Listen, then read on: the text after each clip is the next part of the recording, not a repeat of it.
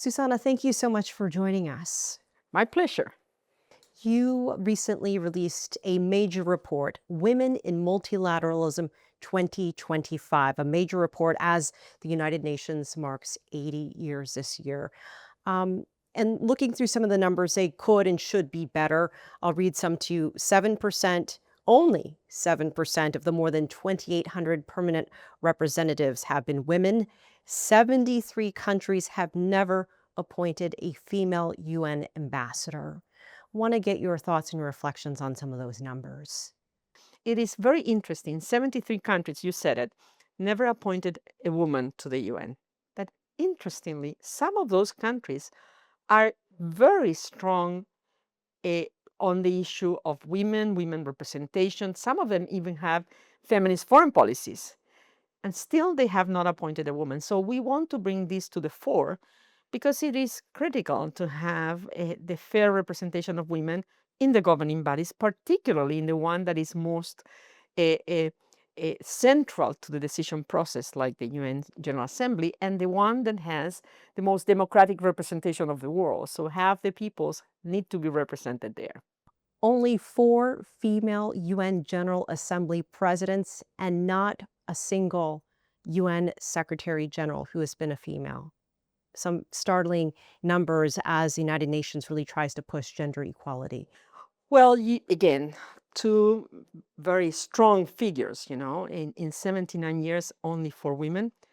There will be another woman next year because the president of the UNGA 80 is going to be Germany, and they have indicated that it's going to be a woman. And you're right, never a woman secretary general. And here, I think what is important is to say, not only because women have not been represented, it's because women bring a different perspective to the issues.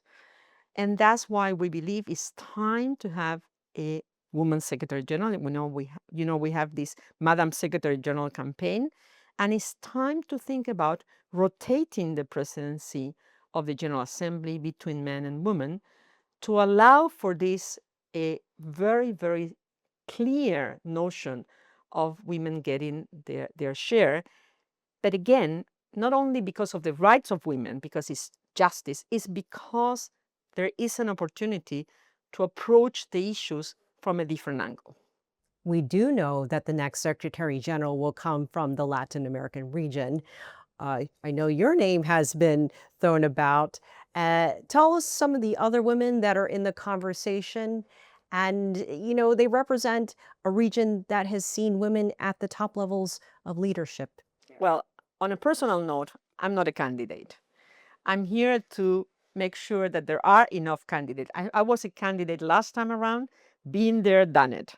Now my job from GWL Voices, as president of GWL Voices, is to make sure that we have a deep bench of women that are put forward.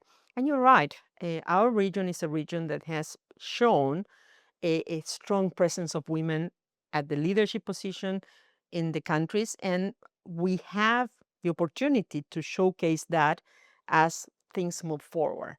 There are very, very good names in our region. There are very good names in the world, and we just need them to be suggested by their countries, by their governments, and then for the process to move and really embrace this idea that it's the time for women, not because of being a woman, it's because women bring strong stewardship of resources. Women do a very, very good job at managing risks. Women are very good at bridging, at listening, at trying to build consensus. And what else is needed in this day and age than a consensus builder?